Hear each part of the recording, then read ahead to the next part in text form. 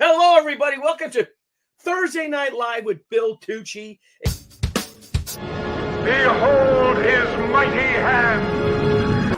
Tucci gang, Tucci gang, Tucci gang, Tucci gang, Tucci gang, Tucci gang, Tucci gang. Just want to manage expectations.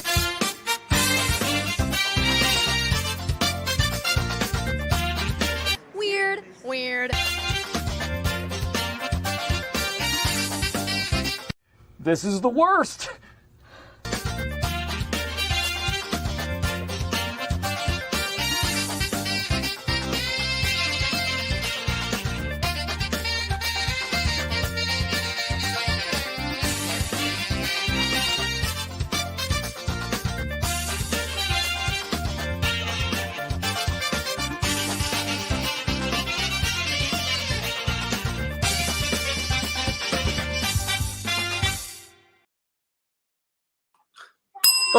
Oh, Mr. Tucci.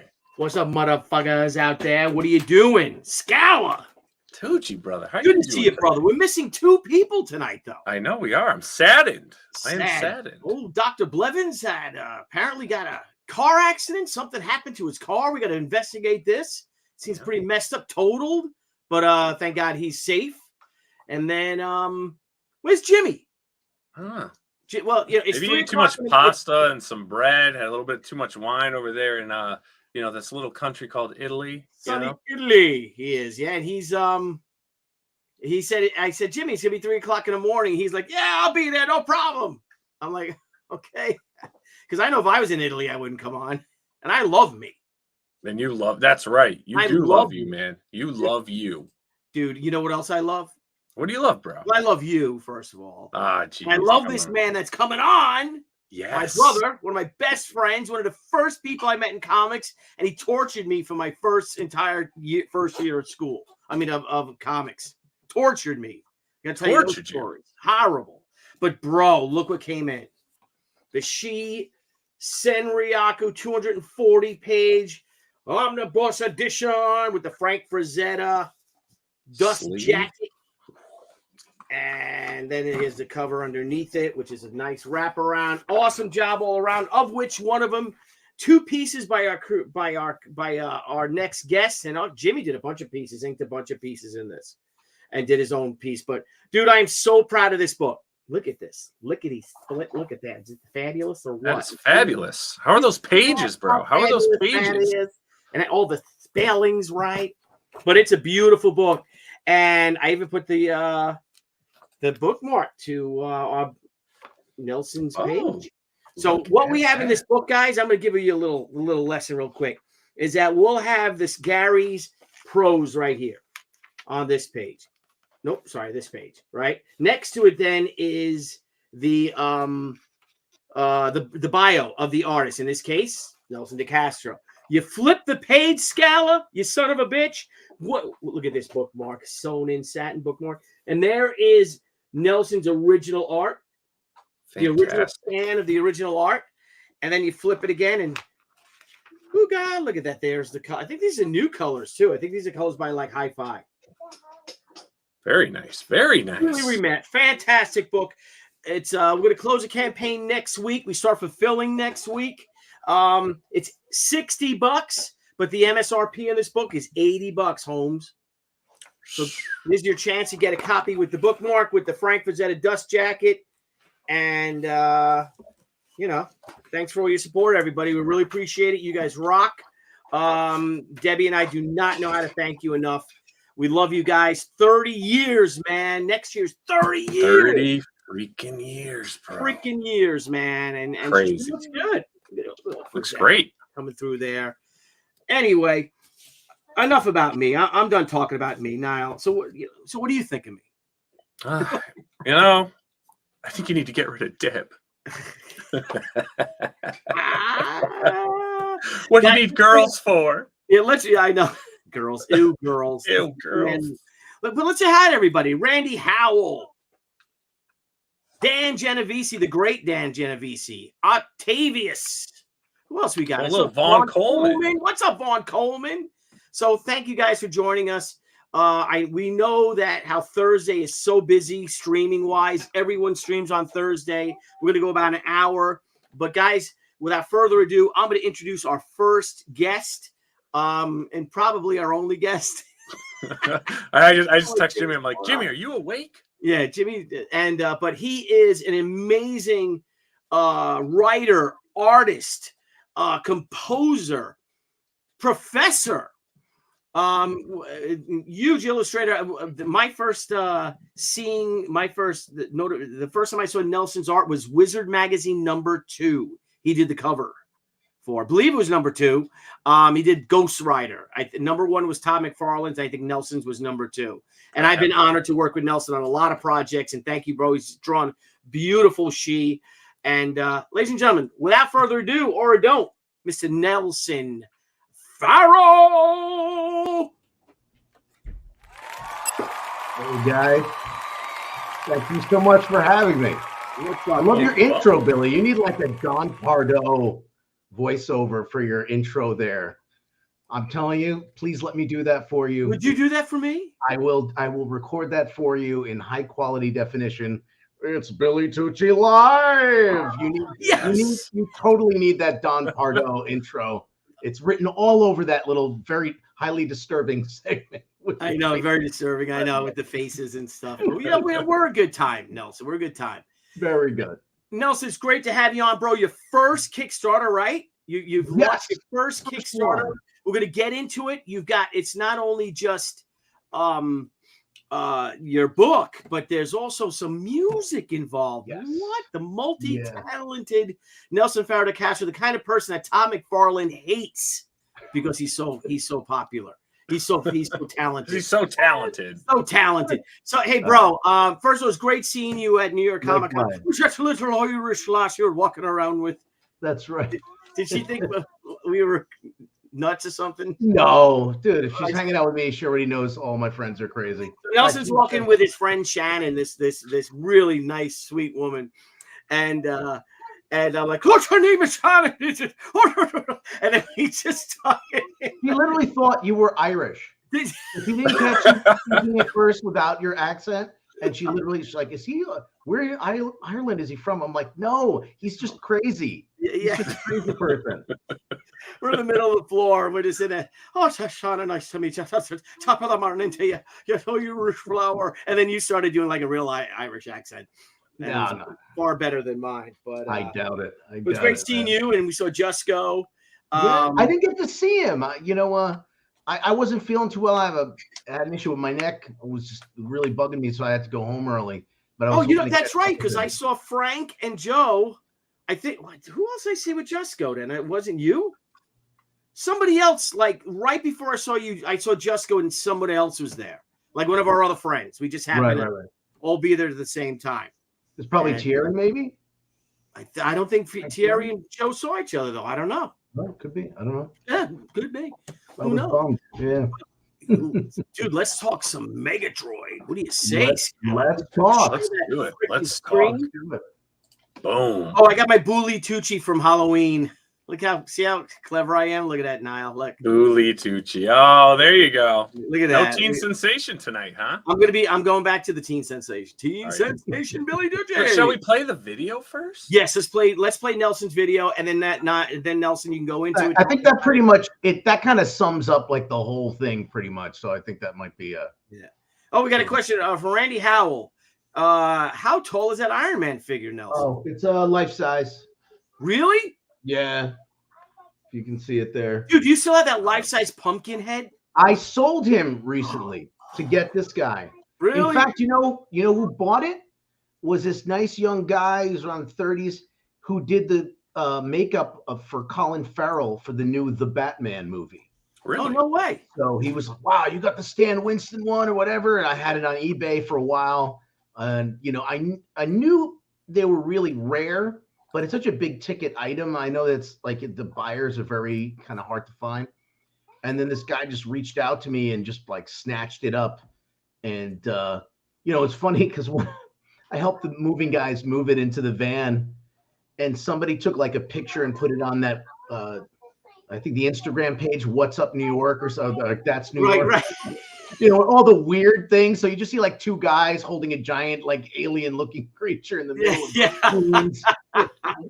a pretty funny photo. I'll see if later on maybe we'll put it in the comments section if I can find it. But yeah, please do. Yeah, that thing was huge. That thing was almost 7 feet 7'4", right? and this thing with like the base is like almost as big. I had the life-size Terminator in the foyer, and that compared to Pumpkinhead was really small. It kind of like it almost didn't fit the area. I needed to like put it on a pedestal or something. And then, but the Iron Man has like a big platform, and it's just huge. It's really menacing.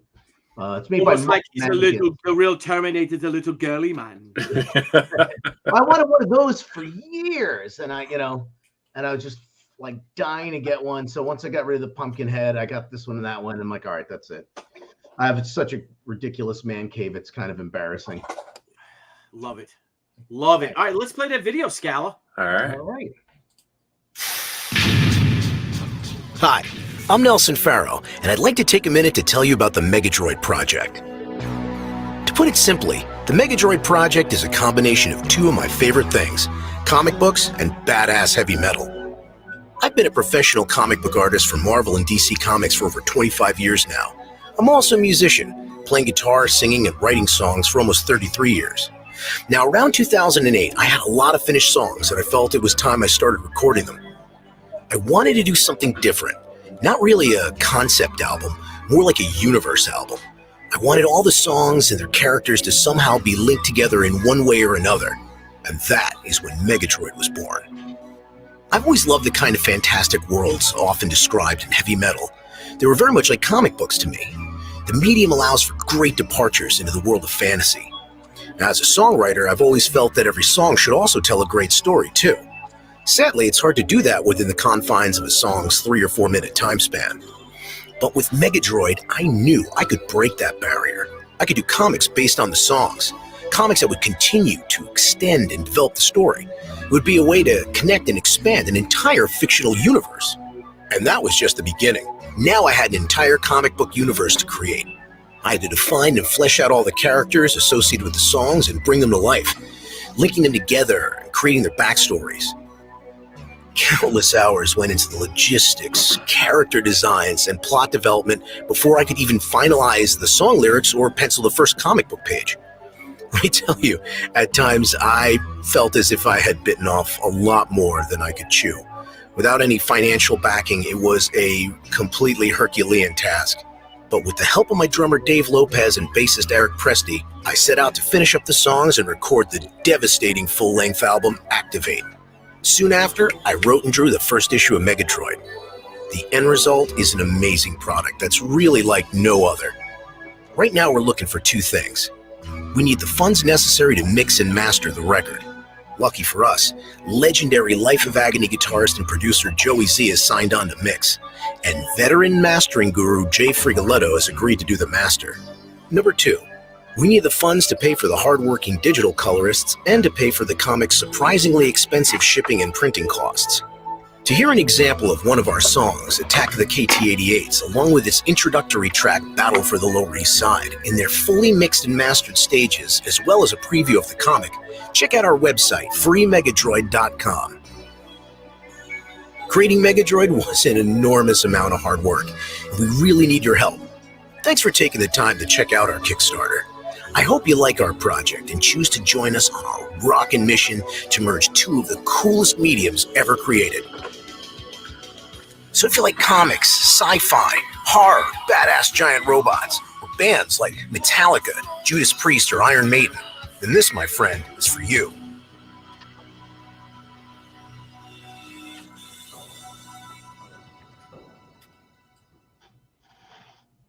There we go. Cool. Well done. It looks great. Thanks, man. Thanks. Great Well, yeah. voice work. Yeah, that's all him, Scala. I know. He's the. Well, I've done some. beast. I do some voice work for like Discovery Channel from time to time. And in fact, if you've seen the beginning of the video, there's like what looks like a sauna. That's my voiceover booth that I have over here. And Nice. You just got a backer. what's that? Oh, You just got a backer. Oh, nice. yes. There we go. All right, keep them coming, people. Yeah, yeah. And everyone out Thank there, you. share this live stream and share the link for this campaign on all your social media, Facebook, Thank Twitter, you very Instagram, much. It's much Threads. appreciated. It was a lot. It was a lot of work. Oh yeah, yeah, you it's know- gorgeous. The book looks beautiful. Thanks, So, man. like, tell us you told us like what you got to do and all, and you like to meld comics, heavy metal. What's the story about? What's Well, first off, the whole thing, right? And Billy, for all you guys, as Billy said before, I've known Billy since the early 90s, 91, 90, 92. no, 94, Yeah, 94. was it 94 when we first met? Yep, So I I think remember you know how I met you? When was that? Through this guy right here. What's up? Oh, now it's a party. Yeah. All right, now we're in trouble. How you guys doing? Doing Not as good as you, apparently. Well, it's 2:30 in the morning in Italy. So I literally had to go wake up the guy at the front desk at a hotel and say, "Do you have a room I can go in to do this?" Because obviously in my hotel room I wake up the whole building. So I'm in this office that's literally, Holy crap. that's it. It's like I think me and one other guy are the only people awake in this whole hotel. You're in the guy's office? It's like, yeah, it's like I guess they let you have they have like an office set aside for anybody to do business in the hotel, and it's Nice. I can literally touch each wall. But I made it. You'd think it would be like a swanky conference room, overlooking the piazza and all, and It might, I don't know. Yeah. There is a window. No, it's like I'm overlooking a very rainy. It's pouring rain right now here. So yeah. Oh, it's good to see you, brother. You Good to too, see you too. both you guys. Really is. Hey, Nels, Randy what's Howell happening, just buddy? back. Nelson, you got another back. Thank you, Thank Randy. you, Randy. Much Thanks a million, appreciated. brother. He's a good guy. So Jimmy, we're talking about Nelson's new campaign, Megadroid, Yes. the Megadroid project, right? That's what's called the Mega. I mean, the comic is Megadroid and the band is called Megadroid. So, and Nelson is Megadroid. Yeah. It started. Billy, you've been in the game for so long, and when you're doing any kind of indie comic, and now that it's been 30 years for you, that's she is like a mainstay in comics. And in fact, I was just thinking about recently how between you, like Brian Polito too, with like Lady Death and stuff like that, that it's no longer an indie kind of thing. These characters for so long have been set in stone now. They are part of the lexicon. There's no doubt about it. But if you're creating new comic stuff, so much has been done by so many talented creators for so many years. So what do you do that's different? And with Megadroid, to me, it was like, what are the things that I'm good at that I can mix together to create something that's different in some way than most of the other comics that are out there? Because let's face it, there's so much stuff, great stuff out there, right? And how do you kind of set yourself in some way apart, offer something different? So, I've been a musician for a long time. I write a lot of songs, and I've always liked heavy metal. And I always thought comics and heavy metal were like almost they just go together like peanut butter and jelly, And I always thought, like, you take a song like Iron Man by Black Sabbath and you listen to these cool lyrics, and then you want to know more. Like, he was trapped in the great magnetic field. Well, how did that happen? And how come nobody wants him? And why is he getting his revenge? What's that all about? Right? Yeah. So the cool thing with Megadroid is you can do, Darren's here. Oh, now we're in trouble. Look out. With this, you could kind of. Oh shit, Darren, what's up, bro? Good to see you. Yeah. Thanks for joining us, pal. Party. So with this one, I thought, I could write a song, and then you can do comics based on that song, and then maybe even do like a sequel song that takes off from the comics again. And like each record, each song on the record is kind of a different story that's kind of all linked together at some point in some way. So it's all part of the same universe, but they're all these kind of separate stories. So let's say you did a record of the Avengers, right? And each song is Iron Man or Captain America and Hulk, whatever. And then each one's an individual story with their own things, but they're all part of one universe. And this was just a way that I felt I could mix the two things that I really love and that I'm pretty good at together. And I think that people who love metal usually love horror movies or sci-fi, right? People who love sci-fi and horror usually love metal. If you love comics and sci-fi, you might like metal as well, right? Like these things tend to really, I think, go together really well, and they're things that I love. So I thought, let me put in all my energy into creating a really kick-ass album. Let me make sure that all of the stories have something to do where I can keep building that from there and creating these cool characters and stuff. And I ended up with this. So I think it came out really well. So far, I've been getting really, really good reactions from the songs from a lot of like pro players and pretty well-known musicians, famous musicians. So I'm pretty psyched about it. And it's been a while in the making, and to the point where I even transcribed the entire record note for note.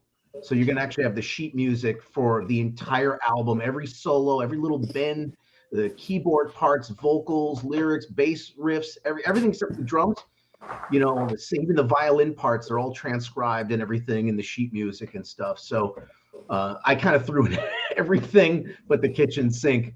But I think it works. Everyone who's kind of, seen the comics or heard the songs liked them. So it was a really fun project to do, and then took a long time. So I'm glad it's ready to roll, and I'm glad that so many people so far. We've got about half the backing so far. It was really nice to know that a lot of people were interested in it. So I'm really psyched. Very cool, man. Now, when you read along with the book, can you just play the soundtrack with it? Will it flow? Well, that's a good question. It's since there's so many songs, it would have to be Wizard of Oz. Have to be bigger than Billy's She Omnibus if you were going to go through the whole album and stuff. But like the first record, the first issue has like a scene of the Activate. I sent you on the email. I have like a whole launch sequence where they activate the Megadroid, and that scene is in the comic book. It's not the whole part of the comic, but it's a small segment. And I even have the guys in the band are in the comic book. Even the guy who mixed the record, Joey Z, is kind of like at the controls and stuff. And that's actually not even a musical segment. It's a sound effects segment that sounds like they're launching a rocket in this silo and stuff. So there's a lot of cinematic stuff in there. If you click on that Battle for the Lower East Side, one of the songs, if you scroll down there, there's a whole battle scene that I literally recorded in my living room. And you swear, if you listen to that thing loud, you'd swear it's from like a movie somewhere. But what do you do? Like synthesize like horns and strings? I'm not going to tell you my secrets, Billy. Banging pots and pans and smashing glasses. Hey, He's banging a lot more than pots and pans. Oh yeah. Oh, Sadly, I'm not banging anything. Thanks for bringing that up. But if you click on that little gray bar there below right oh yeah, there you go.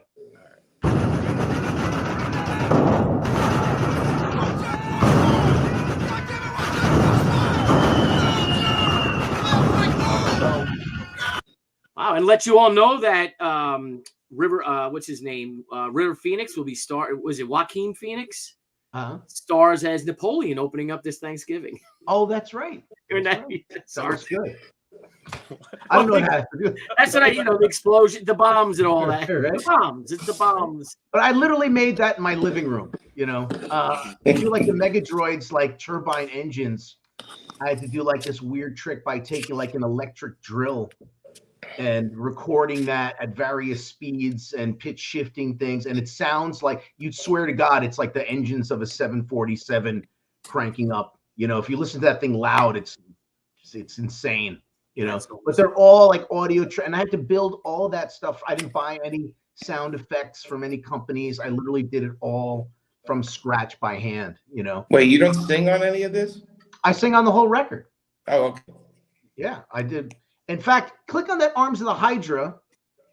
I had a whole bunch of people in Arms of the Hydra. That's the one I don't own because that's, of course, Marvel. Now, hold on a second. The intro is, of course, the troops of the Hydra guys, right? Training in some underground volcanic lair somewhere, of course.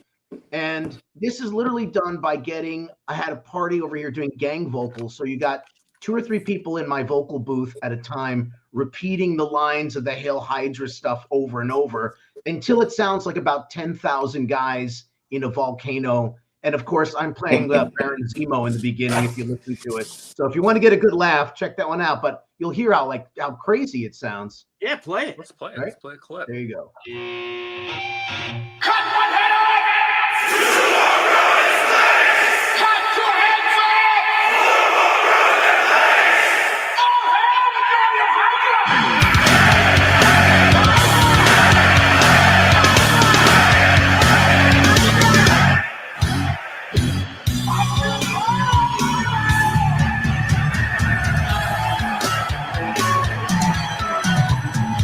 There you go. So that was literally like, I think we had Pond Scum in there. We had John Zopp. Get out of here. You still We had Frank Katz. We had my drummer Dave and Eric. We just literally had a bunch of beers, went in the booth there and just kept yelling these Hydra chants over and over until I built like that sound of that giant crowd of Hydra psychos. So that's the one, of course, I can't make comics from, but I like the song a lot and I wanted to put it on the record. So that's kind of an outlier. But I knew any comic book fan would like that too. So Sounds freaking great. I can't wait to. So I backed it. When I backed it, I got the comic and I got the CD. Well, I hook you up. You don't have to back it. No, of course not. You're my brother. I support all my. Well, if it sucks, I wouldn't, back it. But It sucks, I'll give you your money back. But I back Jimmy's too. But what about now? I only have like this PC here has the CD. I have a CD burner thing, but is there a digital the music digitally that you could have gotten? Sure. Anyone who buys the CD. I mean, I put the CD out because a lot of people want to get a signed CD. Most people aren't. Some people collect them. There's a 24-page full color booklet with the lyrics. If you scroll back down, you'll see that some of that imagery. There's like a 20, which is very rare that you have the booklet in the CD is 24 right there. Those are like the lyric sheets that I did all the art for those as well. Each one's different. And so the booklet has lots of cool full color art with the lyrics. Plus, I think a lot of times when people meet us, they want to get books signed. They want to get, if you're doing music, they want to get a CD signed. So anyone who buys, you can buy just the digital comic and the digital album for $10. But if you get the CD and the hard copy comic, it comes with the digital as well as an extra. So whichever one you want, you can get, no problem. And I think $10, I mean, it's a price of what, 2 coffees nowadays, for an album and a comic. So I thought, and it's understandable because no one really knows it yet. You've got the built-in She fans and they know, when they want to get their She stuff, they're willing to pay good money because it's worth it and they know it, right? Yeah. But with new stuff like that, I feel you got to price it, modestly. So they check something new out and they go like, oh, all right, that was pretty cool. It was worth the $10. I'm down, So yeah, we definitely have the digital versions as well. And I think we have like a digital version plus some merch. So if you want to get some cool, like buttons or stickers and things like that, we have these really cool patches too from the that are the characters wear in the comic book. The guys are part of the engineering group that's launched Command Center. And since Kickstarter, we're launching it, I thought this would be a great thing for the Kickstarter backers. So if you see in the comic, they all have them on their kind of military-like uniform kind of things. So, making some cool stuff that's really kind of tied in with it. I don't know. It seemed everything so far people seem to like, so I'm pretty psyched about it. And I just backed it. Yeah. I just backed it. Thank you, brother. This definitely is a campaign in need of greater, recognition. For some reason, and I know how busy it is right now, and and guys out there too, if you can, I know the economy's not great. Christmas is coming up and all, but if you could if you can't back it, please back it. But if you can't back either of these projects, at least share it, share it on your Instagram, on your Twitter. Just share. These are two great creators, great guys, great friends of mine. They're family to me. I would have had them walk me down the aisle, to be honest with you. I promised myself I wouldn't cry. Thanks, man. Hey, in fact, if you don't have the dough to back the thing, go to our Facebook page, just like our Facebook page. Yeah, we'd appreciate that as well, man. So, like, I get it. Times are tight for everybody. Yeah, but and your designs are fantastic. And we love to have you come say hello. Now, Nelson, just for a quick, you have 8 days left and you'll reach your goal for sure.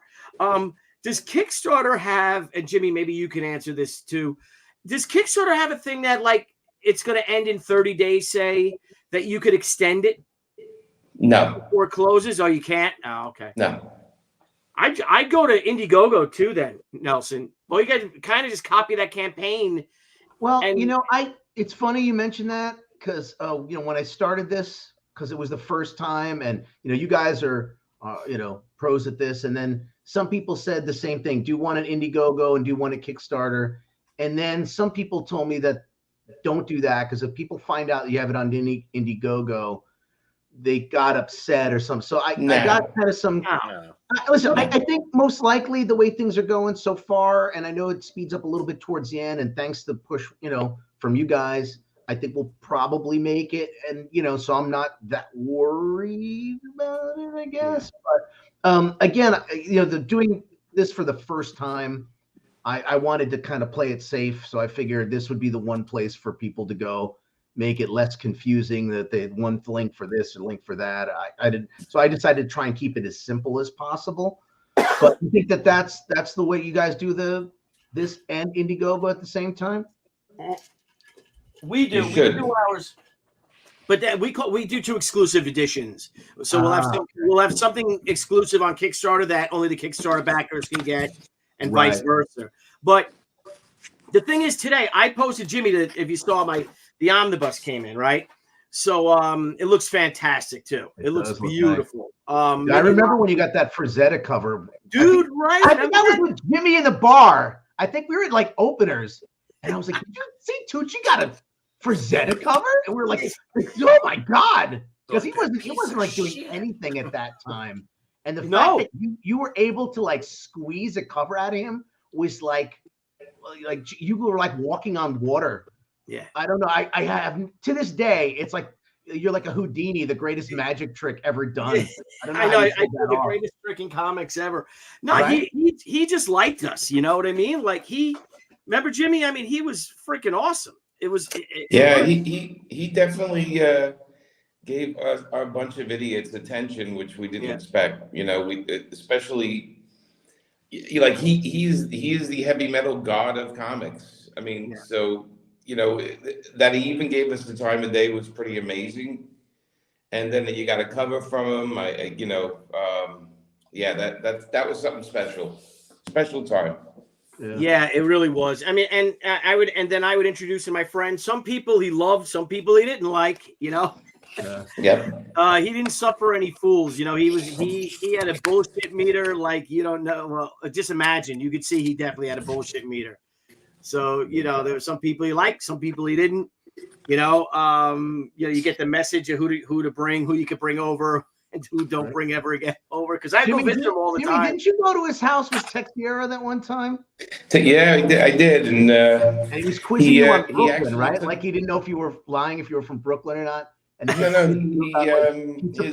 wife opened the gallery for us, and she was listening to me talk, and she said, you guys would really cheer Frank up. He's been down in the dumps a little bit. You want to come over to the house? And we went over and had some high C with him. And then he was showing off some artwork, new paintings he did. And at that point, he had the Vampirella 1 cover. And he was painting off the bathing suit, the actual costume, because he felt he didn't like the costume, so he was repainting the painting and making her naked. Oh shit! He did that. He did that a lot with the covers. He said it's my art. I can do whatever I want on it, and he did. And he was pretty cool. I mean, he showed us how to do. He showed me how to ink hair. he took the time and said, "Let me show you how to do it, the right way." And just a pretty cool guy. He wanted to know where everything was in Brooklyn. Like he wanted to make sure things were still there because he grew up there, and it was a special day. And he invited us to that. Remember the gallery show he had in the black tie event in New York? And he invited us to that. Just really cool dude. Unlike anybody else you ever met. I mean, he was like a force of nature. He definitely. He's the guy that when I was a kid, I saw a book cover with his painting on it. I would buy the book. Yeah. As simple as that, like that quick. And there's been nobody like him ever since until Megadroid. Yes. I wish.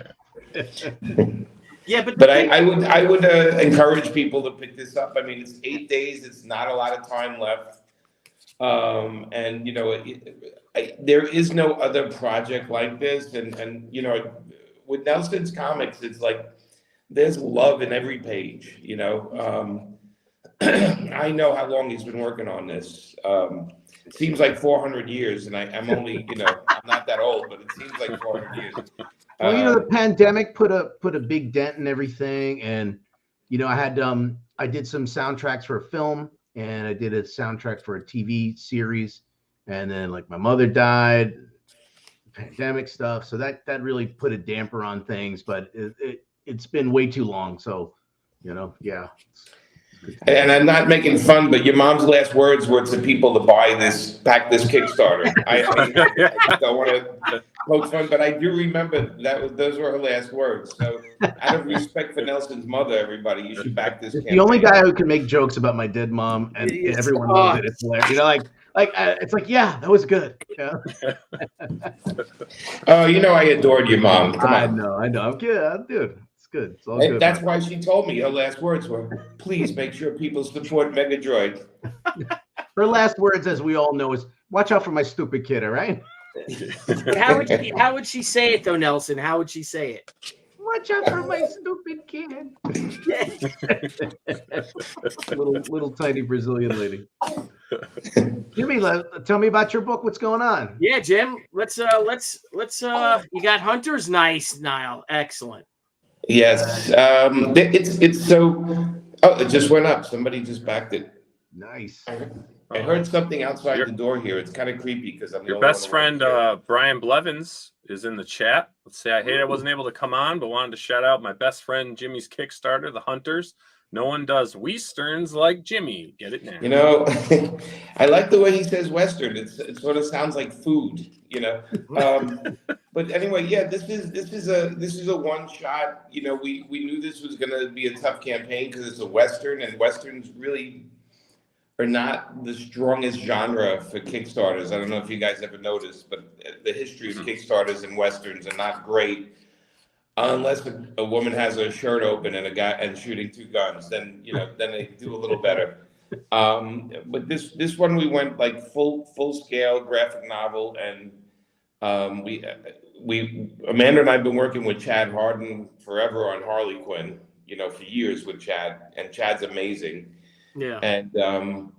And we wanted to do another project together that wasn't from Marvel and DC. And I mentioned the Western, and Chad jumped on it. Chad's like, oh, he lives out in the West. He's up in Utah. And he's like, wow. oh, I can nail this, And then we actually got the colorist, Alex Sinclair from the Harley, and Jim Lee's colorist to do the coloring on the book. And all the chapter breaks are done by Amanda. So Amanda did these beautiful designy chapter breaks. There's like 7 or 8 of them in the book, and the book came together. We've been working on this for over a year now, and it's violent. It's totally adult graphic novels, so it definitely. But I mean, if you look at it, it's just beautiful. Of course, oh my God. I feel like I get paid by the word when I see those pages. I feel like I get paid by the word. I'm like, oh, Jimmy, shut up already. But I actually like to read comics, so that's part of the thing. But Jimmy, how many pages is it? we added a couple of pages this past week because we figured let's blow it up a little bit. I want to say the number now it's probably like 38 or 40. It's in that ballpark. It's maybe 40 something pages. Nice. We're like, as you guys understand this, like we read it, we love it, then we're like, we can add a page here, and then like, oh, we can add another page there. So and Alex has been coloring them. So by the time the campaign's over, the book's done and ready to go to the printer. We're just kind of adding stuff because we want to make it just perfect. We figure this is our one shot at doing a Western Kickstarter, and I have written a lot of Westerns. This one definitely it's a little different because it's uncensored, and there's Amanda's visual. Amanda does these chapter breaks and she takes a quote from the end. Oh, look at that. Okay, I So see branding iron. Branding iron. So brilliant. Unbelievable. Yeah, she loves doing it, and she does the lettering too, and it's just pretty cool Get stuff. out of here. Wow. And then so then Chad did the cover, and then we had Bill Sienkiewicz do this cover, which is the main That's cover gorgeous. on it, and I got That's to a edit wraparound, Bill right? Sienkiewicz, which is kind of strange, but it was fun to do. And if the last Western cover Bill did was the Unforgiven movie poster, so you guys know that was like a while back. That was gorgeous, that piece too. Yeah, and then that's Chad's cover, which is again colored by Alex Sinclair. It's a top-notch crew stepping out. Now Amanda did a cover, but you can't see it. Did we just put that in as a hold for her cover? And then I'm actually like, oh my god, it looks pretty good. Like, Yeah, it does. It does look like a hardcover. Like, Right? yeah, that's John J. Hill is our letterer and designer, and he does all the designing for the campaign, and he's brilliant. So of course he comes up with something that I wish we created, but we so it's been slow backing, but I always tell people it's only $8 for the digital book, and so it's really not a huge investment as far as Kickstarters.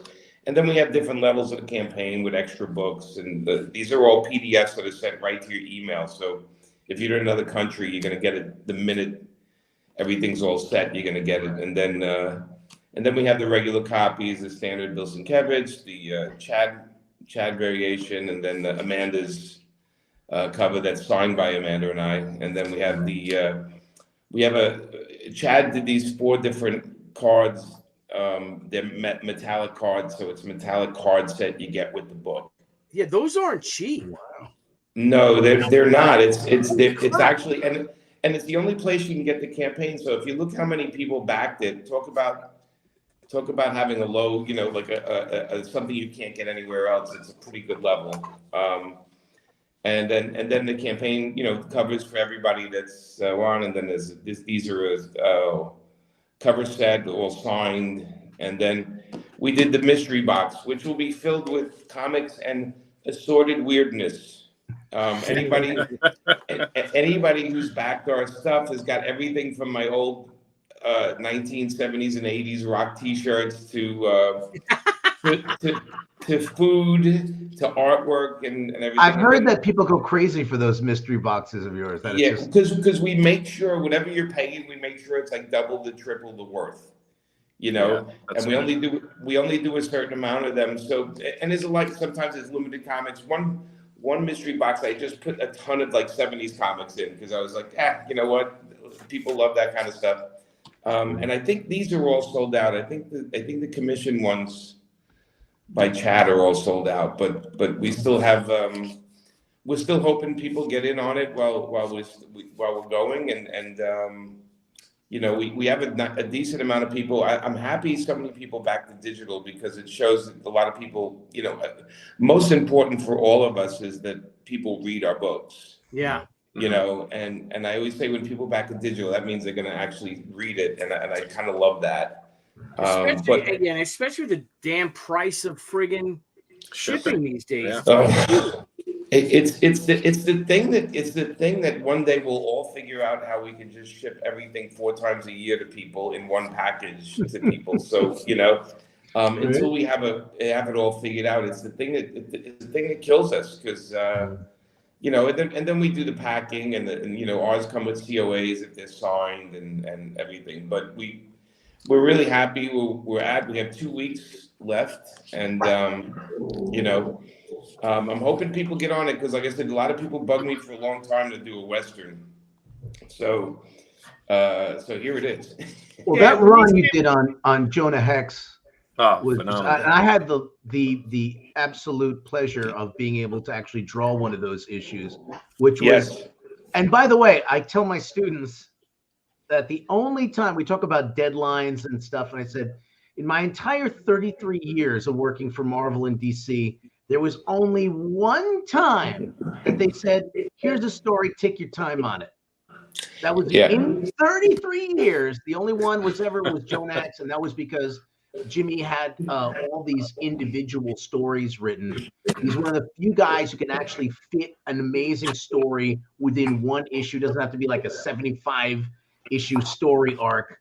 And I remember that was such a fun story, and working on that was such an absolute pleasure. And nobody, I mean, I have to admit, I was like just unbelievably surprised at how much fun you had with that genre, and how really, you know, I'm a big fan of the old Clint Eastwood movies, and just how much it reminded me of real legit old, some of the spaghetti westerns, and how creative they were in the stories. And I remember drawing mine. It was so much fun, just researching to all the old cowboy stuff and everything. It was it's just such a blast.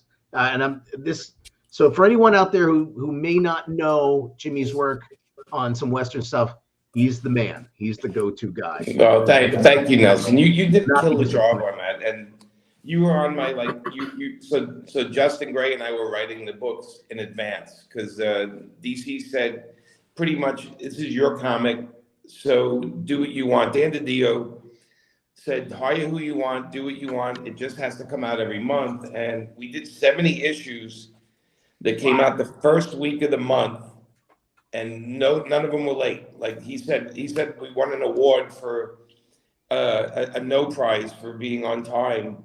But the trick was to write the stories in advance and then match them to the right artist. So with Nelson's, with your story, we actually wrote it for you, and we wrote each story, you know, for each artist to match with how they can draw, and it's the way Amanda and I too at work, because when we worked with Billy on Harley, we kind of wrote it. I kind of got my Where Eagles Dare kind of head on and wrote Billy's story for the Harley Quinn Little Black Book. Yeah. But we wrote it for Billy. We knew Billy was drawing it. We knew he liked to draw soldiers in World War II and all that stuff.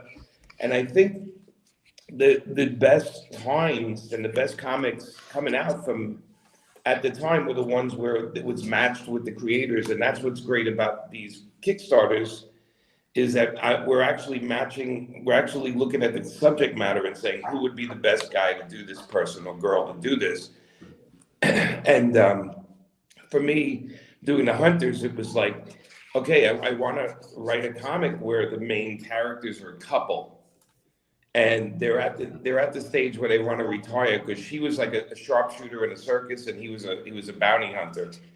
And it's the basic story is they want to be done with the worlds they lived in, and they just want to get together and retire. And of course, they get dragged into this thing that happens, and we see their reluctance to do it, and they both pay a price for not minding their own business in a way, because they have to. It's instinctual to them to help people, and they pay the price for helping some people out, and it's a horrible price, and that's what the story is about. But it's called The Hunters because sold. Yeah. Sold. I want it now. Jimmy, send me the copy in advance. Sorry. Yeah. And by the way, The Hunters is their last name, so that's cool. That's the last name. So The Hunters is it works. It works in both ways as a title and also as their last name. We got some weirdo who acts like he knows you, who's also saying, we offer Jonah Hex add-on bundles signed comic set directly from Jimmy's personal collection. Ooh. As you guys know, I have too many comics, and yeah, Patrick was like, okay, what else can we do to get people excited? And I said, well, let's get. I got a bunch of Jonah Hexes that, because none of them are in print anymore. I don't know if you guys know this. None of the trades are in print anymore. Jeez, So, really? Yeah. So the comics never had a high print run, the Jonah Hex books. And then we had 6 or 7 trades collecting the 70 issues. And when the movie came out, because the movie was not very good, and what happens is the bookstores returned all the trades and then they trashed them. God. So, Wow. So there's actually no trade books or comics available for the Jonah Hex series. Like, you can't just go and to Amazon and buy them. They're not there anymore. And That's so crazy. the comics are even tougher to find because they had print runs of 10 and 15,000 copies. So that whoever has them likes them and doesn't sell them, right? So they're a little hard to find. And the biggest complaint I always have with DC is, can we just collect them into a trade or a trade book? And why would they do that when they can just collect the 1 billionth Batman collection? Why would they do that? So it took us like 8 years to get the Power Girl collection collected, because that's been out of print. And initially it did like 6,000 or 7,000 copies at $40 each when they reprinted it recently. So, I'm always asking DC, how about Jonah Hex? Can we do something? And they're always like, well, we have all this other stuff, and yada yada yada. It's why I'm here doing Kickstarters and not worrying about those guys so much. And, you said a thing like the same thing with me when I had the privilege of doing Jonah Hex. And you said they all had like kind of low print runs. Yes. Even mine. Yeah, no, yeah, even like, and by the way, Billy, you too, we wrote that for you. You asked me, we were hanging out, and you're like, you want to do Jonah Hex? And I'm like, yes. And you said, what do you want to do? And I said, well, I want to do a woman. Let me do a beautiful girl. And my son William at the time was really into trains, so I had all these train models and trains, Lionel trains and all this. I said, in a train, and then you came with this fantastic story of this train robbery and all, and that's a great. People still come up to me, and I sign those, and they say how much they how much they enjoyed that book. Yeah, I had. It's funny because I went to Spain to meet Jordan Bernay, and we sat and with a translator, and I just said, "What do you want to draw? Like, tell me the things you want to draw." And he told me, he goes, I like comedy in my Westerns. And I said, okay. And the next issue, I had a scene where a bunch of nuns were beating Jonah Hex up in a graveyard with sticks. And he just wrote me, and he just wrote me back, and he says, yes, this is it. This is what I wanted. And, but he also said, I want a story with a matador. And I did a story where Jonah Hex stole the matador's girlfriend. And, that was a good one. I remember that one. That was good.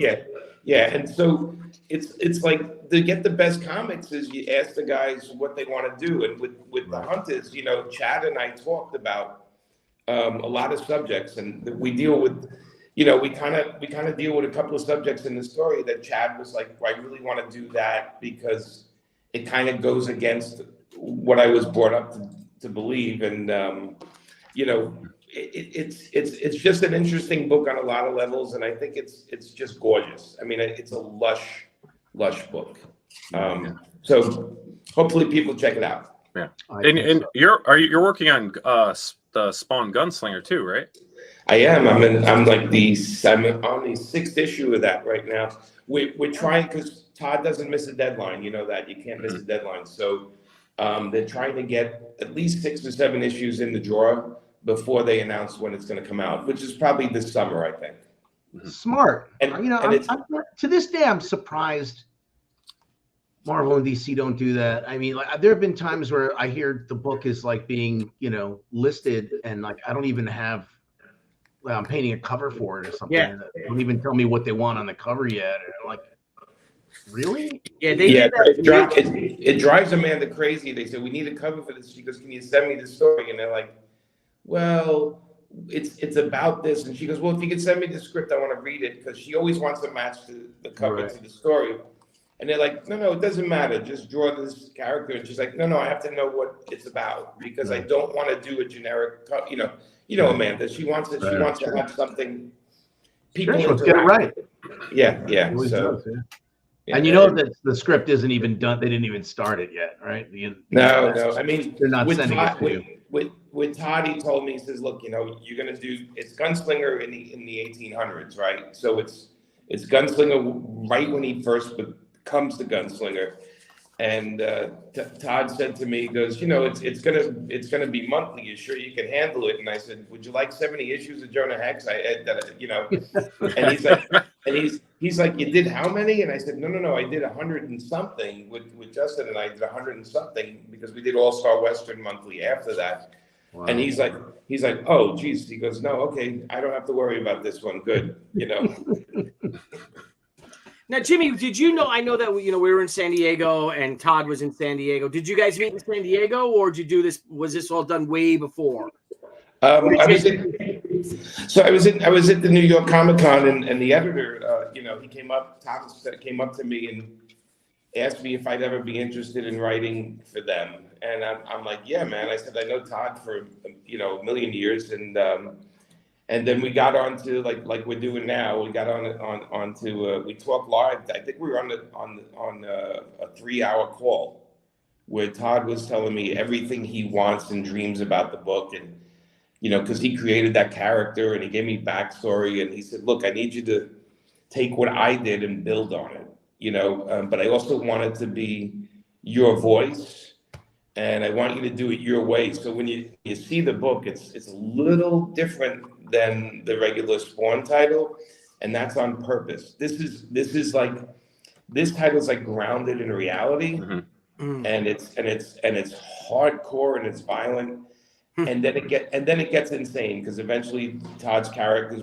work their way into it, and it's but out of the gate it's a little different, and I'm looking forward to it. My brain is still there. I'm still like working out the first year of the character, but Todd's great to work with. The whole crew Thomas is great. They're all great to work with.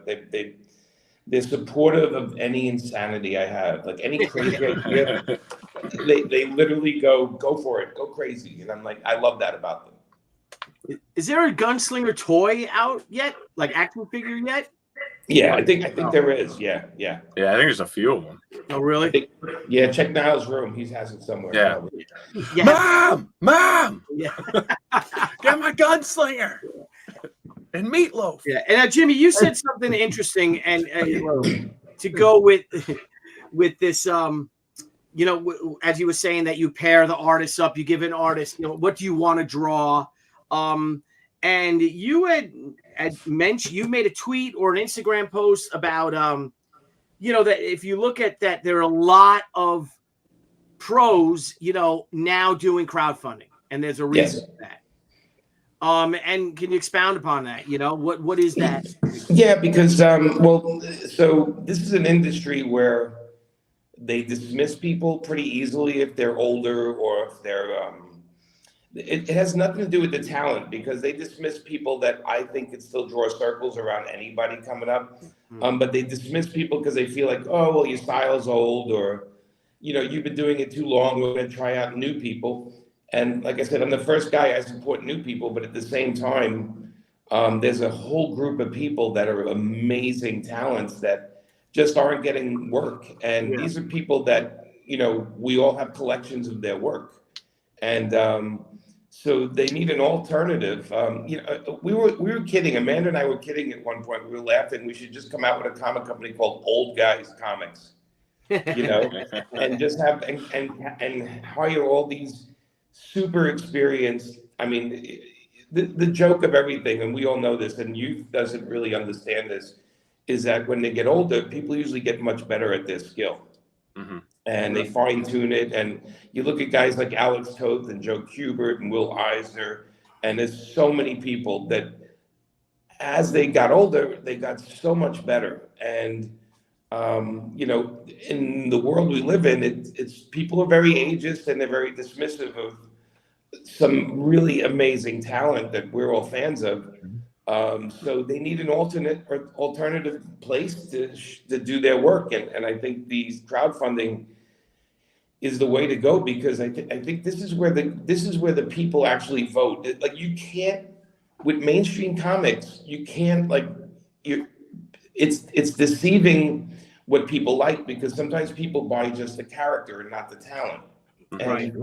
And I think with the crowdfunding, people are buying the talent on some level. They're going, well, I'm going to support anything this person does. And I think, like I said, I'm a big fan of so many people that are not working steady. I mean, I just, out of the top of my head, I was talking about Michael Kaluta today.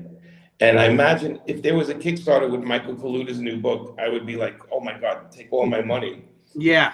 But he's not, you know, he still draws, but nobody's hired. Like, nobody goes out and hires a whole bunch of guys. So I'm hoping a lot of them start to look at this, and I'm hoping people like us can also help them get a leg up and you know, get back it's funny out you there. mentioned, you know, working on these, let's say, these great characters that have such a famous background, they have so much popularity, and, you know, working within the framework of these companies, and it's great. You get to play with these fantastic toys, right? But they're not your toys.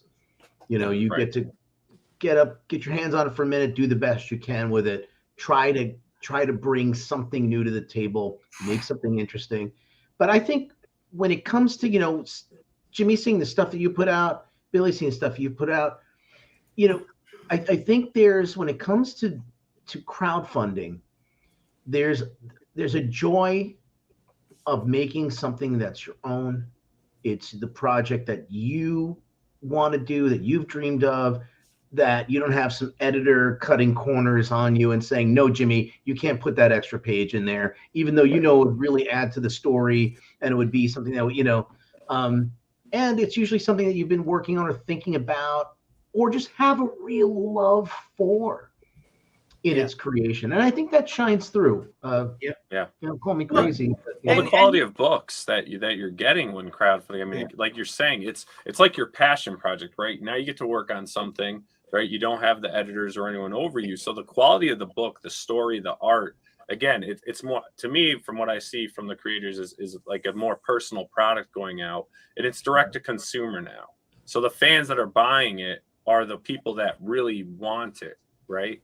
And then you just keep going with the next campaign and growing and doing like what Jimmy does, where he gives such a diverse variety of different campaigns and books, and still giving that same quality of the passion and whatnot. And like yours, you know, mixing all of your passions, right, into this project and giving people a more personal experience. And that's what I love about crowdfunding. And the whole thing is that it's become such a more personal experience for the fans, for the creators.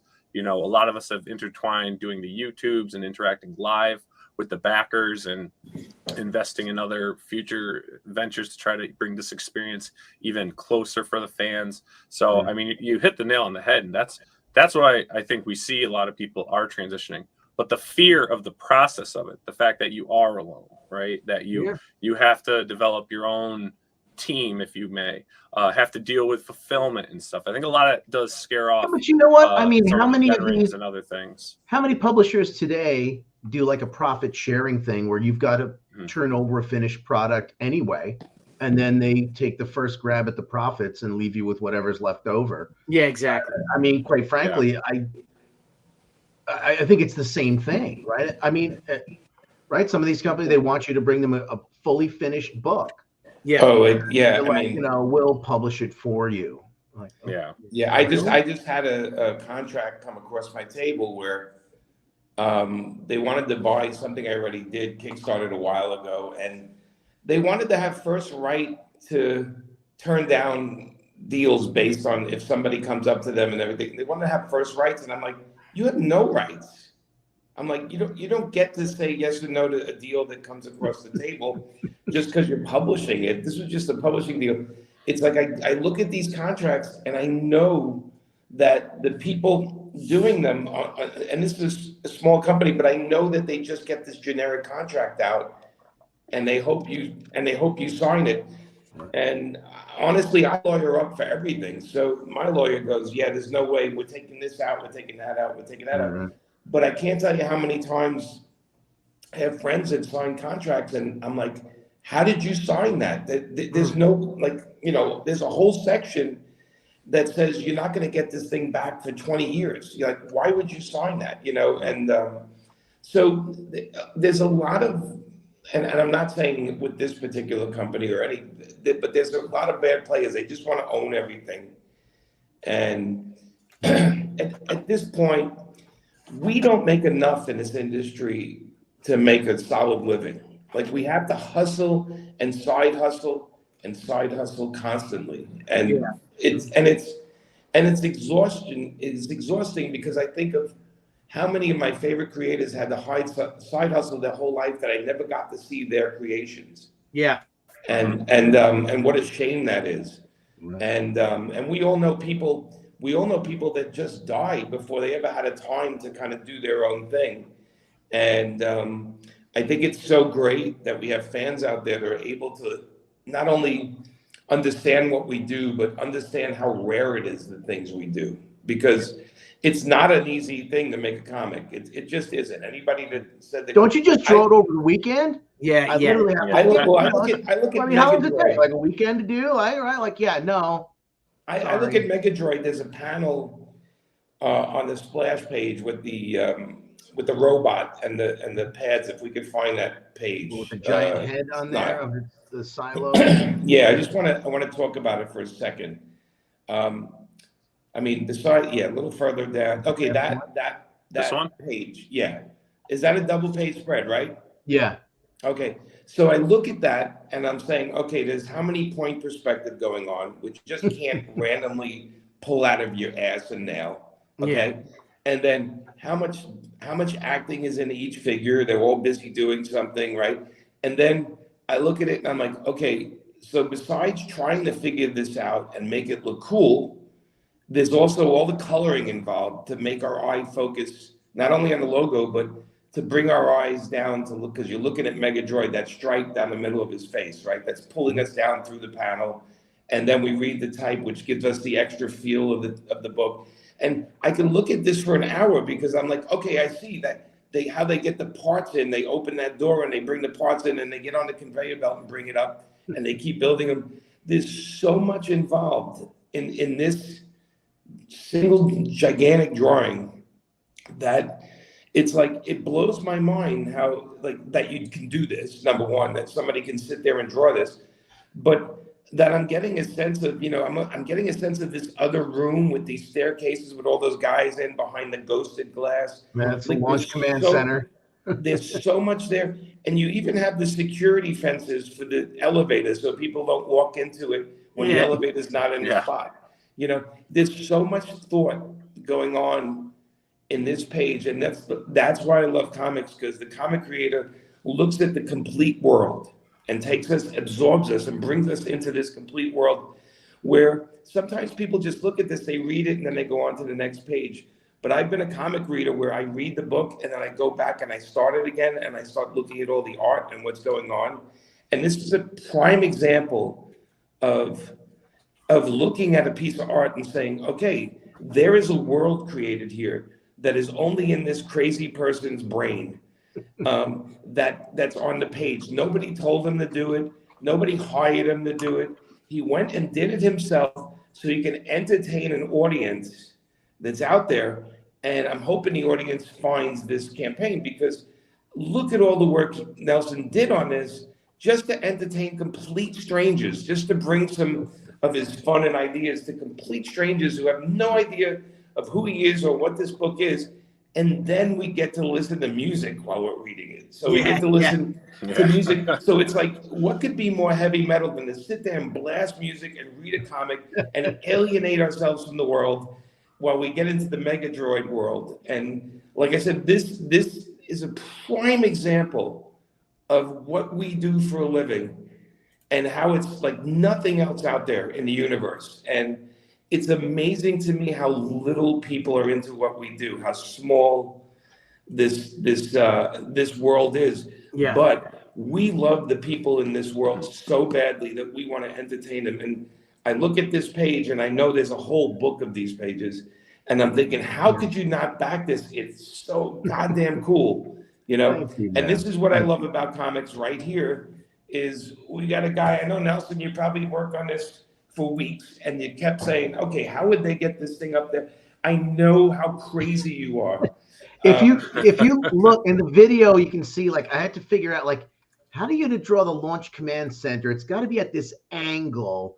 But then, like, so you can look through the glass, kind of like, you know, your classic launch control from, you know, Houston back in the day, but a little bit more sci-fi. And then how would the guys get in and where would their workstations be? And then how can I find a way to draw this in perspective simply and recreate it from all these different angles with the down shots and up shots? And if you actually look in the video, you'll see like a little pencil drawing. I started like on a napkin at the diner. And I was like, wait a minute, I'll subdivide this. Then each one is a ramp, platform, ramp, platform, ramp, platform. And I can subdivide these into platform, stairs, platform, stairs, platform, stairs. This would be an exit way. This would be an exit way. The glass will go here. There'll be another vanishing point down there. And then, like, I have to admit, it took me like quite a while just to figure out how am I going to make this so I can keep drawing it, because all these scenes of them launching the Megadroid and not knowing, you know, this Megadroid, they found this thing in this underground silo. They don't know exactly what it is. They've been examining it and working on it and built literally like a control center around this thing. And they're not sure what it does, what its purpose is. They have an idea, but they're kind of terrified of this thing because they're not really sure. And I just knew that I was going to be doing a lot of these scenes in there. But that's the fun part, right? Like that's the fun part. You know, how much fun did George Lucas have when he wrote The Star Wars while he was in college and started dreaming up these characters and stuff like that? And didn't he want to share that with people too, right? And can you imagine if he just closed the notebook and said, forget about it, and then he went to work for IBM? Yeah.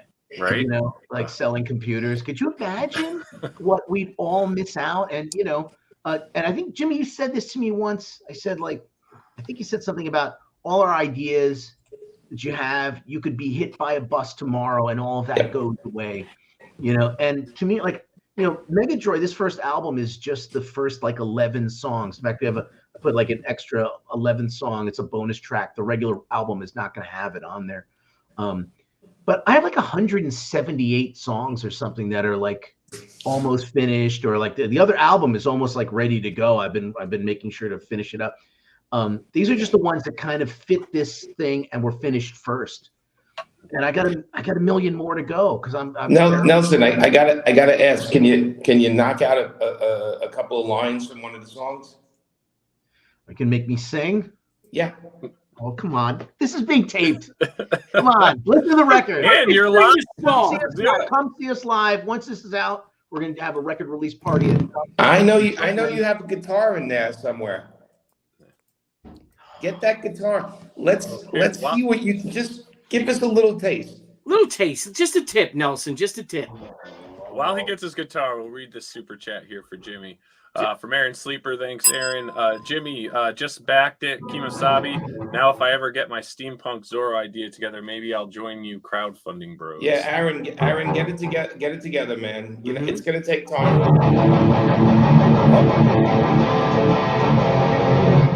Are you kidding me? Let's give him the big head here. Anyway, that's a riff from Dominus Sanctus Infern. We have our kind of, let's see, we got, God, there's so many. Before the ink dries. Billy, you'll like this one. I used real gun sounds. Yeah. Ink dries. Instead of the 4 count, like you have your regular hi-hat, you can hear the cylinder spin, pop into place, hammer back, and then the gunshot. And of course,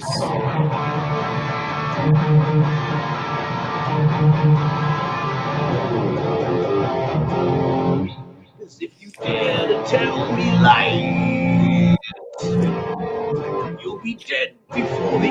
dries. Oh yeah. Before the ink dries. All right, there you go. All right. Yeah, you Alright. sick bastard. Yeah. Yeah. We got a couple. We just got a couple more super chats. Let's see what we got here. We got a 200-watt studio. Speaking of great songs, how about that new Beatles song? I missed it twice this week. What's this? New The Beatles new song? Beatles song. The guy in the 60s on Sirius plays like, and so we just played the new Beatles song. We'll be playing it again, so twice I missed it. But Is it an AI thing? No, it's really that. It's Really? all four of them. Oh yeah, it's a track they recorded that never got released. Yeah, they finished it. Yeah, it's from like maybe I'm wrong. Maybe someone in the chat will correct me, but I think it's like from like one of their earliest songs. Yeah, it's like it's like 65 or something like that. Yeah. But they got all the money in the world. I think a better investment would be Megadroid. Thank you. We're not the Thank Beatles, you. but we're pretty good. I'm saying if you can't back Megadroid at this point, shame on you. It's, If you like metal, if you like comics, you gotta give this guy the time of day. Let me tell you, we have to hit that goal. The world needs to have Megadroid. the world needs it. You know, It it's a little bit different from your regular album. In fact, Billy, do you remember like a Queensryche Operation Mindcrime had some cinematic bits in there? So Megadroid has a lot of that too. So we have some cinematic scenes that are precursors to the songs. So it has a little bit of it, even for a heavy metal record, it's slightly different than your kind of average heavy metal record that just has your basic songs. So it has a lot of the story is baked into it. Like the first track that you hear is the launching of the Megadroid with the control center and the rockets going off and it's taking its first step and you can hear this, and it really sounds kind of like something you'd see in a movie kind of thing like that. So I tried to make everything about this sort of a thank you, right? Just sort of an experience. And so that way, when you look at the comics and you hear those sound effects and things, you're thinking about it.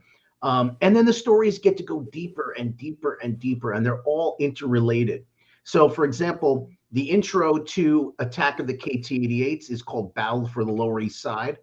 When we have a seismic event and a portion of Manhattan gets actually cordoned off and then basically confiscated by a government entity. And then we have these rebel forces that are going back to get it. And the KT-88s are these attack lasers that are just burning people alive. So the battle track, which is a sound effects thing that you played before with that battle intro, is the companion intro to the Attack of the KT-88 song. And they're all part of the universe. Everything's interrelated.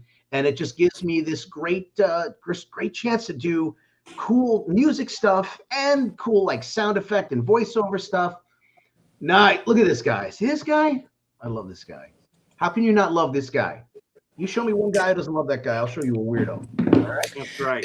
And, guys, they're kicking me out of here. So all right, you're waking up. Waking up the residents. I'm waking up it's 3:30 in the morning. I think I woke up the whole hotel. You're playing Nelson's shredding the guitar. My guitar did it. You can blame it on me. You know, I started cranking it up when you were playing guitar. I think that's getting me thrown out. They're like ugly Americans. I thought I heard like people are sleeping. So anyway, thank you guys, and I hope people back the campaign. And Nelson, I'm gonna keep pushing for you, brother. Thank you, man. Back Jimmy's too. It's doing great. Jimmy's campaign, the Hunters. Guarantee you're gonna love one. Oh, you're over 32, Jimmy. 32. There you go. You're over 32 now. Yeah. Boom. All right. I gotta go, guys. Take care. Italy, buddy. Hey, Nelson. We're not gonna keep you that much longer. What's how many pages is it? Is the comic? The comic story itself is 24 pages. Mm-hmm. And we're probably gonna have some extra pages in the back with, some of the concept art and some thank you stuff and maybe even an ad from a couple local places that we love. The CD booklet is 24 pages of cool art stuff with the lyrics. Each song has its own imagery and lyrics. And I did all of that too. It's no stock photography. Everything in there I did. I even took Mort Todd's sadistic character. We had some clip art, and I worked that into an illustration where it looks like it's something completely different. And it has a bonus track on there. The CD is being mixed and mastered.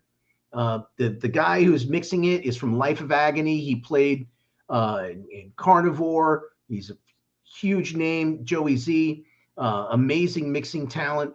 And Jay Frigoletto, who's mastering it, he did like Blondie, Alice in Chains, In Excess, Clutch. Like the top names. These are the top guys. And I have Paul Mounts and Chris Sotomayor did the colors on it. They did such a great job. So it's the best I could pull out. I think it's going to be really cool. I think people are going to like it.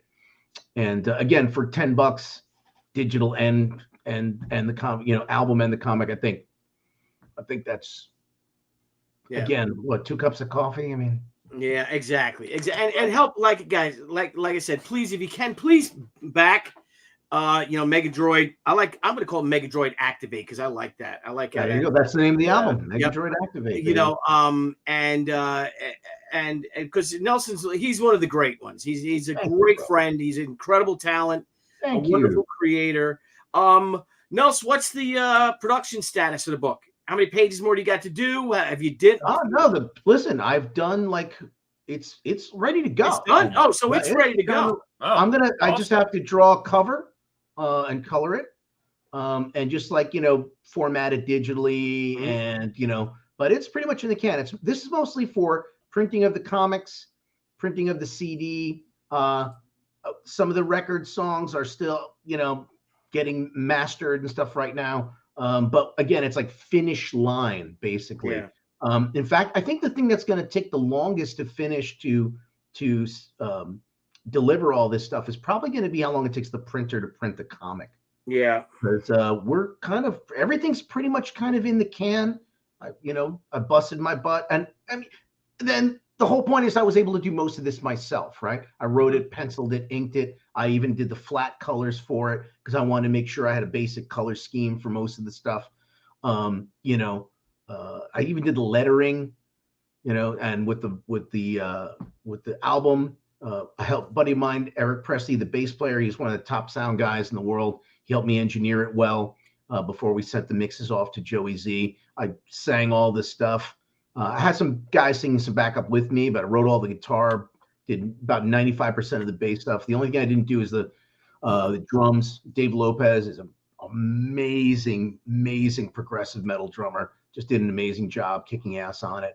I even did like the keyboards on it and even a small amount of violin I actually had to play. Oh, nice. Wow. So, yeah. A little violin, huh? Yeah. That's very nice. That's in Get It Up, which is appears to be a song about drag racing, but then it becomes a weird supernatural twist in the end, which brings it into the Megadroid realm of cool science fiction. So there's no secret bonus track like say Jimmy's Balls or anything like that. We'll see what the stretch goals will be. Let's see. For all you guys who don't know this, before we go, I've had many wonderful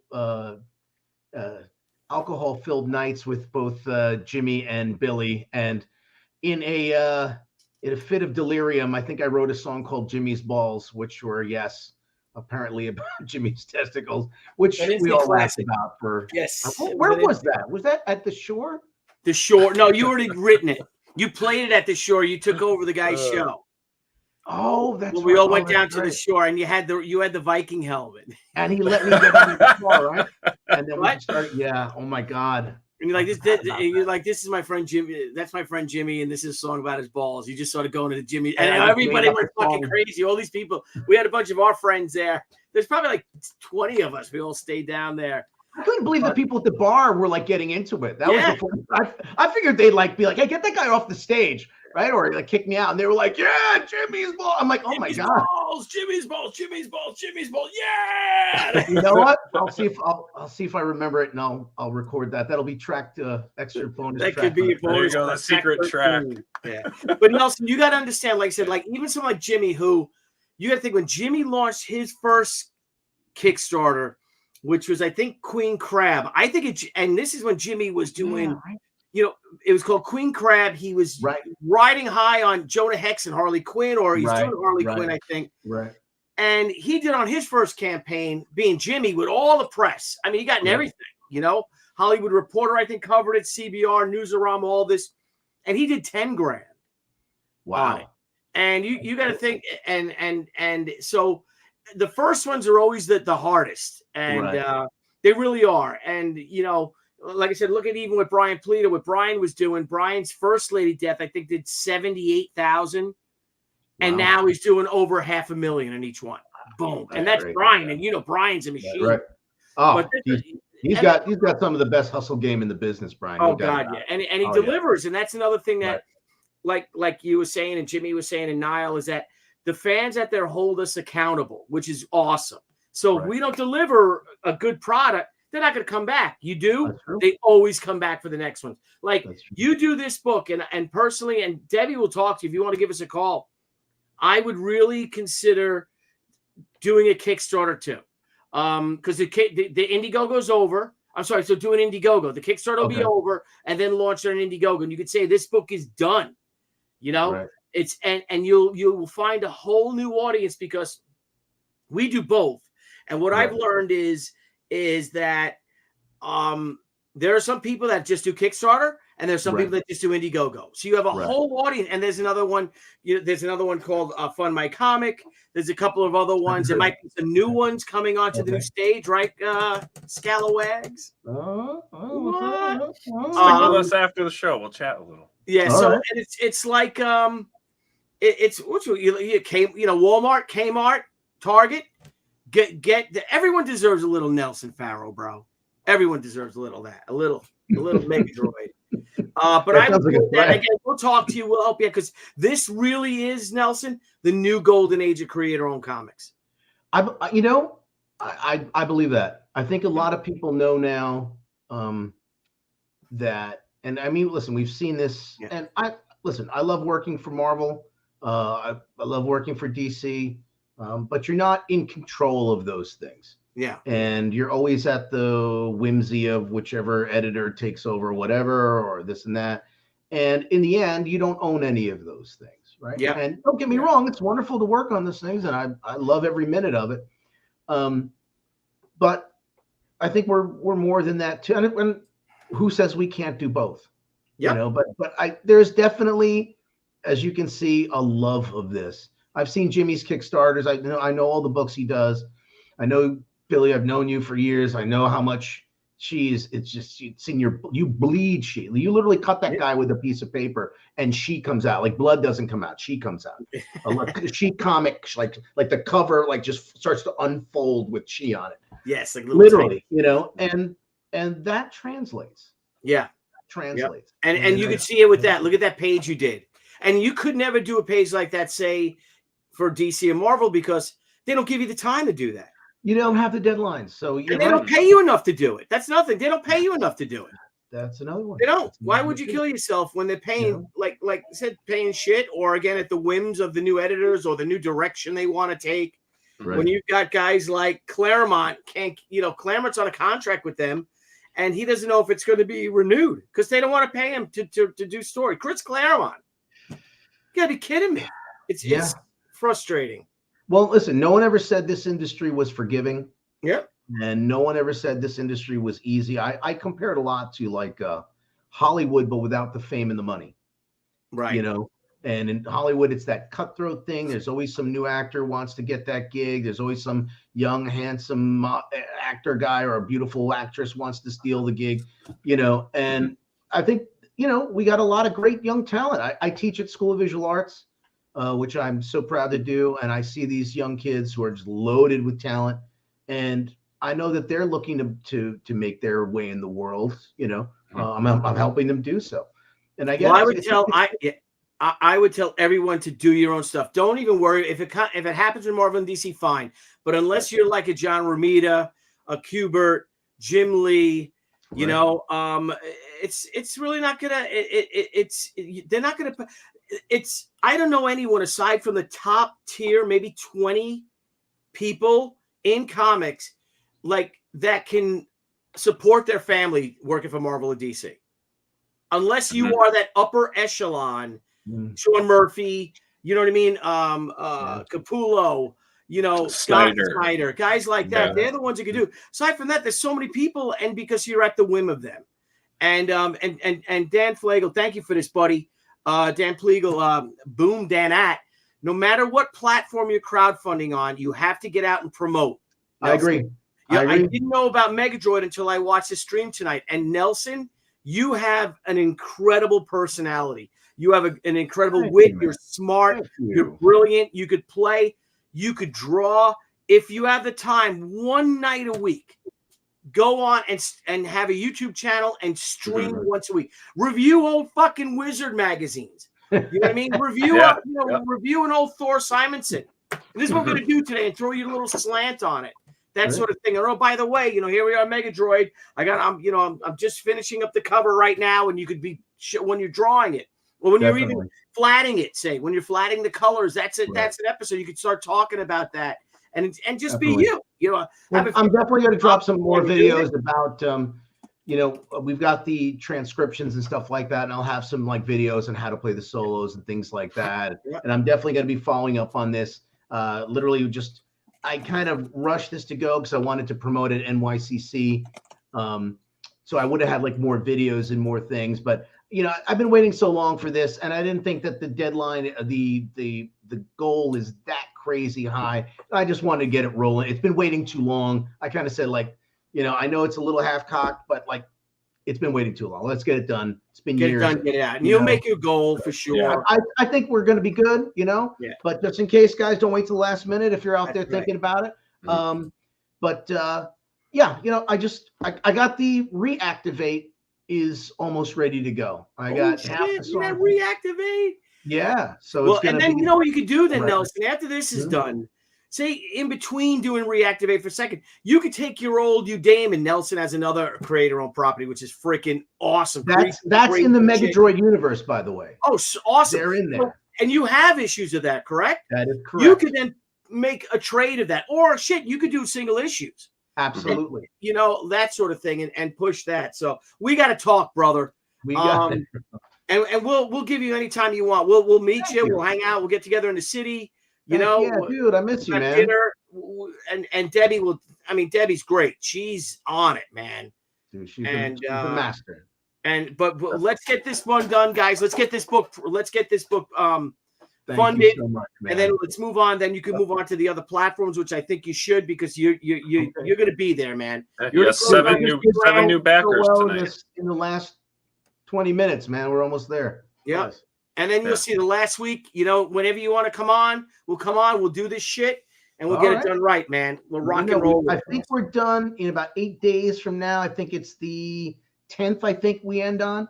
So, but I'm definitely going to be doing a push. I was busy. We had some Halloween stuff and some things, but we're in the final stretch now, and I can concentrate more on getting this stuff done and pushing it. So, but I think we're going to make it. And when we do, I want to see you at the record release party. We're going to have a great time. Duff's here in Brooklyn, the metal mecca of the universe. Nice. And I can bring my son. So my son, William, is if you saw it, he was in the mosh pit. They don't call it the mosh pit anymore, right? What do they call it? What do they call it? Sure. The pit, just the pit. He's into real speed metal and shit like that. And he broke his collarbone so bad he had to have surgery, had it surgically repaired. He's got a big Frankenstein thing here, but he follows all the bands and everything like that. He's got a battle vest and all that stuff. Nice. You got to bring him down. Oh yeah, he'll come. He'd love it. He'll love it. Nice. So we definitely Awesome. and he's 21, so he can drink, and we get him liquored up. There you go. I'll have special Megadroid shot glasses made up just for that. Well, if you want, Nelson, you know, like I said, let's continue. Let's just talk a little bit afterwards. But I don't know, man. Do you want to shred a little, take us out with a little riff or something? Well, before we do that, just want to give a shout out to Don for the super chat. We're going to have him on Monday. We're going to be talking some. We're going to do a crowdfunding comic show on Monday. Hail Nile, Billy, Nelson, Jimmy, Omega Mission is live right now on Fund My Comic.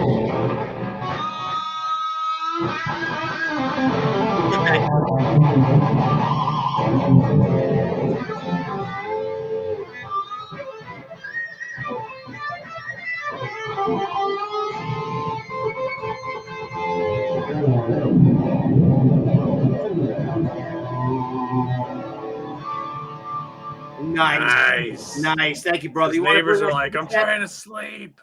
You want to bring that super chat back up? What's that? You want to bring Don's super chat back up? Yeah. You just read it, Niall.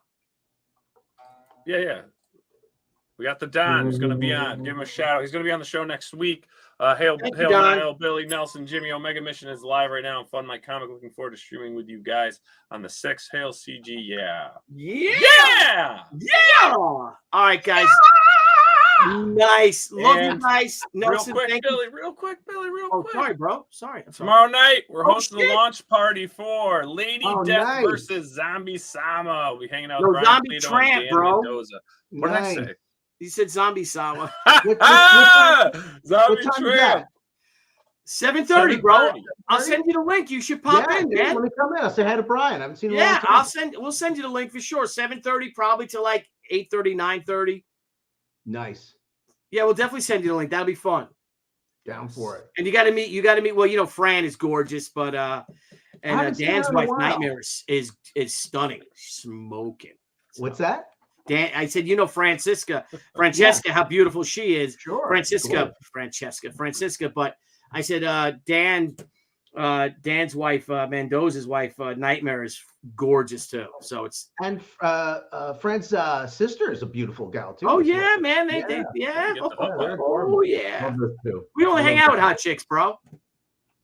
Life's too short. Well, guys, thanks for having me on. I had a great time. Much appreciated. Awesome. Really great to see you again. Now, thank you so much for everything, bro. All right. Yes. All right, everyone. Have a great night, and we'll see you All all right, you tomorrow too. for the launch Be party. well, guys. Bye, guys. Hey everyone! Thank you for joining us on Pop XP. If you haven't already, make sure to click that subscribe button, and also click the bell for notifications when we go live and we upload some awesome new content. Also, don't forget to head on over to Twitter and follow us at the Pop XP, and over on Instagram at the Pop XP. Thanks again, everyone, and we'll see you soon.